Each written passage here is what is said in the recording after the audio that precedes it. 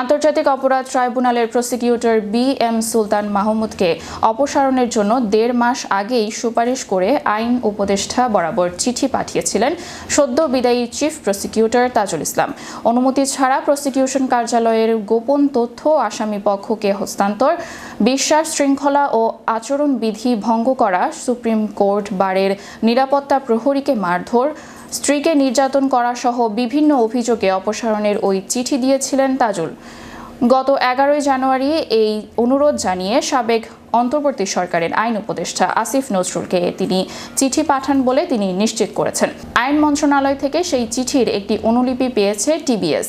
এর আগে গত সোমবার নতুন চিফ প্রসিকিউটর নিয়োগের দিনই বি.এম. সুলতান মাহমুদ সামাজিক যোগাযোগ মাধ্যমে তাজুল ইসলামের বিরুদ্ধে আর্থিক সুবিধা নিয়ে সাবেক আইজিপি চৌধুরী আবদুল্লাহ আল মামুনকে রাজসাক্ষী বানানোর অভিযোগ তোলেন। এর পরিপ্রেক্ষিতে ১.৫ মাস আগে সুলতান মাহমুদকে অপসারণের বিষয়ে তৎকালীন আইন উপদেষ্টাকে তাজুল ইসলামের চিঠি দেওয়ার বিষয়টি সামনে এলো।